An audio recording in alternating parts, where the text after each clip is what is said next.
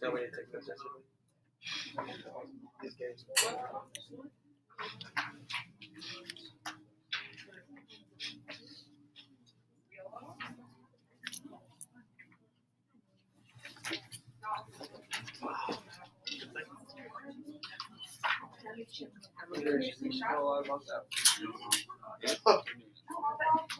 Yeah.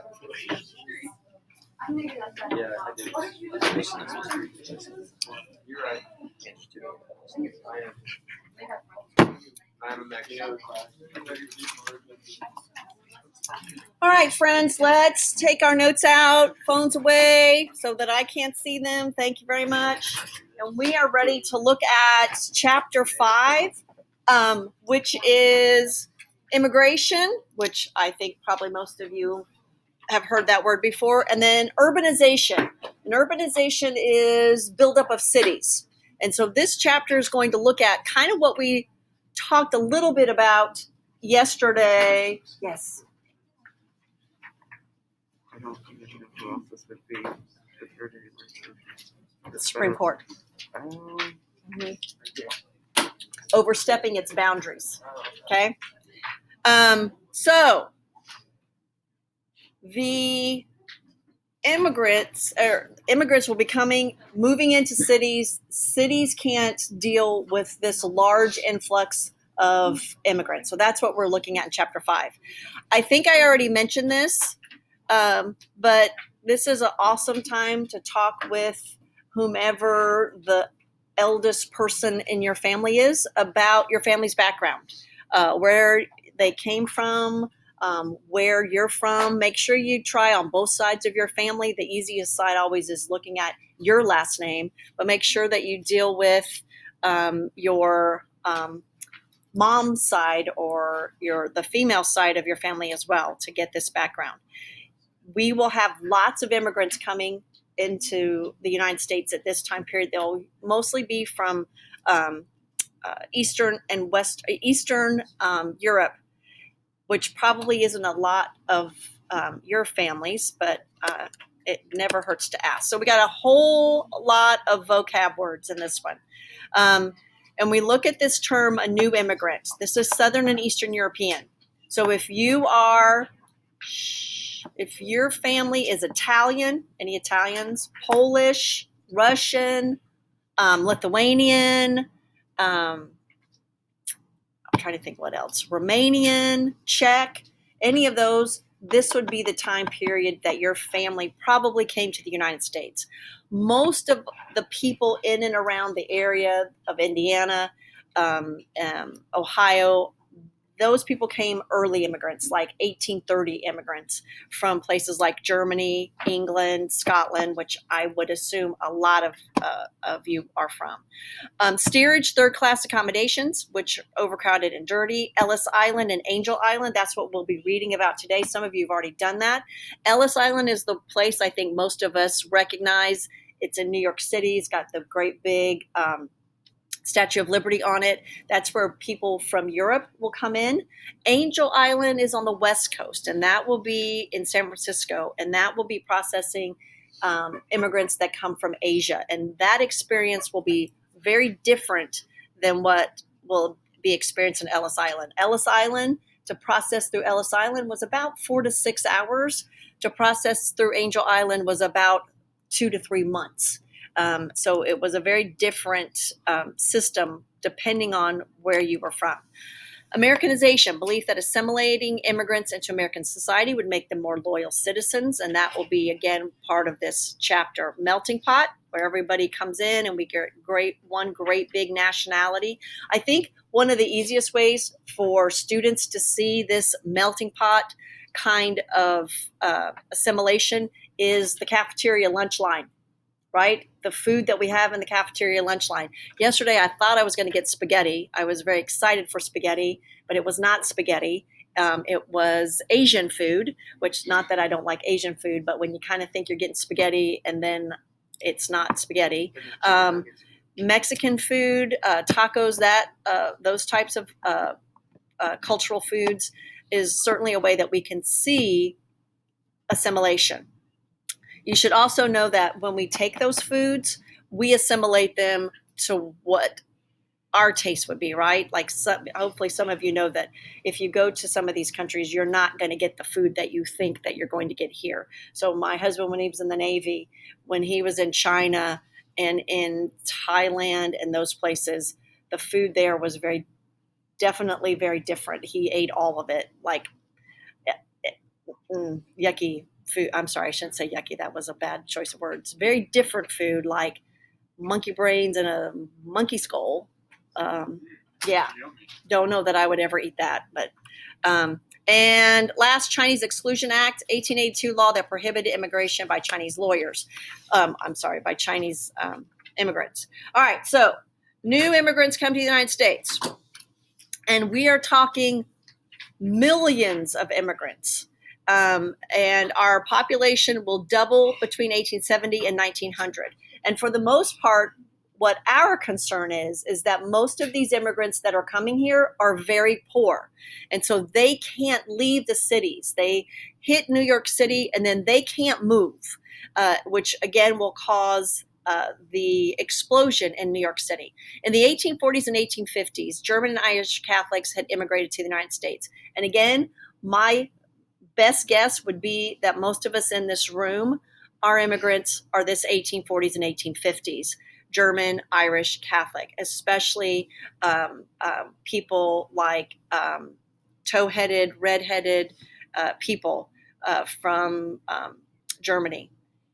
Despite differences, children were able to blend into an American society. One, because most of the Irish, English-speaking people that came could blend in very easily. Germans that came usually had a lot of money, so they set up their own little towns. Think like Jasper, Indiana. If you've ever been to Jasper, that's a really German-looking town. The city of Sullivan, until World War I, had a weekly German newspaper printed in German. So it, again, shows how deep those German roots ran. Starting in 1870, some people feared new immigrants would destroy this American culture. Are you staying, Randy, or you're going back? Okay. So we've got this old immigrants versus new immigrants. And what we're going to look at are the different characteristics and why these two groups are viewed very differently. So the old immigrants, Protestants from Northern, Western Europe, they came as families. And most importantly, they had money, skill, or an education. So they were coming and they were being pushed out of their country because their countries were in warfare or they were persecuted for their religion. Those old immigrants were very welcomed into the United States.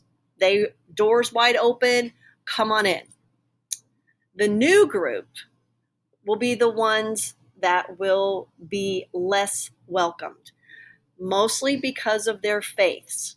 They will be Catholic and Jews, and those two groups will find it very difficult in the United States.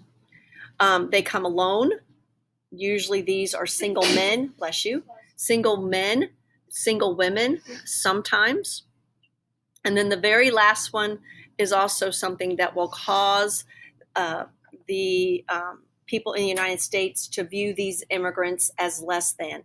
They are going to be very poor, very, very poor, and without skills. So they don't have skills and they're poor. The reason that these groups with that last poor and unskilled, if we remember in our last chapter when we talked about factories and how factories operated, and that as a factory owner or as the foreman of the factory, I would stand at the gates and talk about how many workers I would need. If you're really, really poor, you're going to work for whatever wage you can get. So if I have 5 people that are willing to work for less and less and less and less, eventually there's animosity toward that group of people because they drive the wages low. As an employer, I like those people because I can get them for cheap. But the rest of the population will not like them because they work for such a cheap wage and drive those wages down low.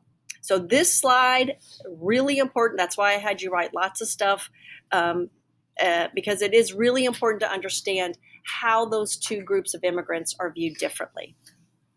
So why do immigrants decide to leave home? And it's a really important thing to think about when you leave your home, especially when you leave your home and you're poor. Hello? Yeah. How about in about 15 minutes? Okay. Bye. So what would make you leave your home? What would make you leave a place that you grew up in, that you felt and called your home? So immigrants are going to be leaving for these reasons of push and pull factors. Things are going to push them out, and those are bad things. Those are usually things about war. It's usually being persecuted. It is being unable to earn a living. And then there's also factors pulling you. The United States, and this always be an easy test question, because the factors that pull people to the United States in 1870s are the same factors that pull people to the United States in 2020. Educational opportunities, employment opportunities, freedoms, freedom of expression, freedom of religion. Those are always the same. So that's a really easy test question to answer, because the reason people came to the United States in 1870 is the same reason they come in 2020, is the idea of freedoms. And it's important to note, and it should make you feel incredibly proud of your country, that still in 2020, people still want to come here, that there's something here that people desire and are willing to leave their homes to come and be a part of. And it, again, isn't that different than what they left or come for before. So push factors. These are things that push you out of the country. Farmers were pressured by land reform. And it's also important to note, as we're thinking about this, the United States doesn't have a large population of people that leave, right? We don't have push factors that make people go to other countries. Not that people don't, and not that people don't choose to live in other countries. Like people that are retired will sometimes go to Mexico because it's cheap to live there, or other places. But for the most part, we don't have large groups of people being pushed out of our country. Farmers pressured by land reform and low prices, revolution, and war. War is always something that pushes people. You have to think, what would make a female with children make a treacherous voyage with herself and her family across the ocean? Is something that's going to put her children in danger, and that obviously is war. Religious persecution will be a big one, which again is why the United States has that shining beacon of freedom of religion. And this will be one of the largest groups that will settle in America, these people that are pushed out of their country, that the things that are happening in their country make it their country unlivable for them. They are either fearful of their life, they either cannot practice their own faith, or they cannot earn a living. So what are the pull factors? Again, very simple pull factors. I'll come back to that if you need it. Yeah, there's. What did I do? There's Miss? two like blanks. Which one? There's two blanks. It says one of the largest groups to settle in America were blank and Eastern blank. Yeah, there's. Oh, Southern. Sorry, Southern. Southern and Eastern Europe. I'm sorry. I didn't think that sounded very complete. I'm still finding these. Oh, good grief. Hello? Yes. I'm quite certain one year my youngest daughter and Joe Gillum got into my laptop and changed a lot of things around. I'm still trying to find all of them. That's probably one of them that they left out. All right, pull factors. What pulls people to the United States? And again, easy test question, because it is always the same thing. Plentiful land, employment, and opportunity. Back in my former life, before I was a teacher in the industry that I worked with a lot of engineers that were from other countries, and one in particular from Thailand. And still couldn't believe that the United States allowed him to buy a house in Thailand. Like, He could not understand that he could buy a house and land in the United States. And when we asked him, he said, you wouldn't be allowed to in Thailand. We don't let people that are not from our country buy up our land. And that, again, is a really important part. I had a friend from Scotland when we lived in Southern California. Same thing. She said, we would have never been able to buy a house, mostly because there's just not any houses and land left. You got to wait for somebody to die to get that. Obviously, employment, and then most importantly is opportunity.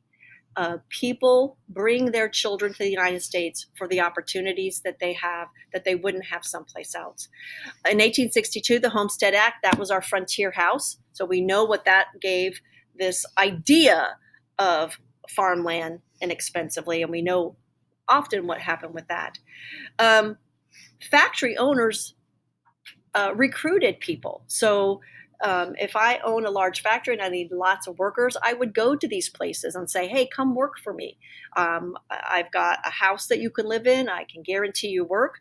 And so immigrants will be here to build railroads, mines, work in oil fields, harvest produce. And then we have this word chain immigrants, which have family. And we still think and use chain migration in the United States, where one family member will come and then sponsor another family member. And especially for women, especially for single women, that was often the only way that they could get to the United States. It will be more difficult for single women to enter the United States than it will for single men, obviously. And you can look at that in two ways. Obviously, one, you can look at it as very discriminatory, but at the time period in 1870, it really was the cities trying to ensure that women were not taken advantage of. Very much like in and I'll say 1980 after-school special movie where Cindy runs away and heads to New York City. And as soon as she gets off the bus, there are people waiting to lure her into prostitution. It will be the same way in the 1870s. When these young females leave Ellis Island and move into New York City, there'll be a whole group of people that are willing and more than capable of helping her and getting her into that kind of employment as well. So, immigrant experience. Coming to America, again, a tough decision. It was a tough decision in 1870. It's a tough decision in 2020. There are lots of things that make it difficult. First and foremost is language. Have any of you ever been to a foreign country where you don't speak the language? It's difficult. You think that it won't be, but it's really hard. You think you can figure things out. You think you can read things and make it work. You think if they talk slow, maybe you could understand French. But I promise you, unless you speak French, you are not going to understand what they're saying. Try as you might. So it's really hard. You can't understand signs. You can't understand customs. You don't understand many different things. Immigrants can only bring a suitcase. So that's all they could bring. Again, steerage, bad accommodations, located in lower decks, no private cabins, dirty. Now, we are at this time period able to get across the Atlantic in about 3 weeks, good weather. So you're not stuck down there like forever, but it is long enough for you to gain germs that are going to keep you out of the United States. And this will be where we will stop for the day. When the immigrants arrive after their long journeys, they're going to be processed at Ellis Island. Oh, wait, I'm sorry. We got to do one more. Ellis Island. And Ellis Island, again, is in New York Harbor. Officers conducted legal and medical inspections. And to enter into the United States, you needed to be healthy. Now, these health checks were really superficial. They looked at a couple of things because they thought that that was really indicative of your health. And one of them was your eyes. So if you had any kind of pink eye, conjunctivitis, that was out. And then they also listened to your chest to see if they could hear any rattling for tuberculosis, because tuberculosis was incredibly infectious disease. So you had to be healthy. And again, it was a superficial 5-minute look at. Then you have to have money. You had to show some kind of money. You had to show that you either had a skill or a sponsor. One of those three things was necessary to get in. In Ellis Island, only 2% were denied entry, which is a really, really small number when you think about it. My husband's family is Polish, and they came through Ellis Island, or his family came through Ellis Island, and in large numbers, like gigantic numbers, because both sides of his family is Polish. And then lastly, we're going to stop with the other side. Chinese and Asian immigrants crossing the Pacific were processed at Angel Island in San Francisco Bay. Angel Island was designed to filter out immigrants. Many, many Chinese were turned away. And after 1882, Chinese travelers were turned away unless they could prove they were American citizens. We are going to have what's called the Chinese Exclusion Act, which said no Chinese immigrants were allowed in the United States. So immigrants in Ellis Island gained entry within hours. Immigrants in Angel Bay held for weeks. And most of the time they were segregated by gender. And so that meant separation of husband and wives and mothers and their children. So you are a very popular person. Both of those phone calls were for you. One was Dr. Jenkins and one was Mr. Listman. If I were you, I would start with Dr. Jenkins. Take my pass with you. School yesterday. At least she said wait till after instruction. Sometimes I get that said immediately. So she said wait till instruction was over. All right. So does he know what that's about? Oh, it's the 100% for his apples. Oh, he knows what it is? 100%, yeah. Okay. So you have two readings about Ellis Island and Angel Island. What do you need, Josie? Okay. You said something about women, like why they couldn't go by themselves, and what was the reason again? For women? Yeah. The fear that they would be put into some kind of sex trade. Brothel. Throw 'em in a brothel.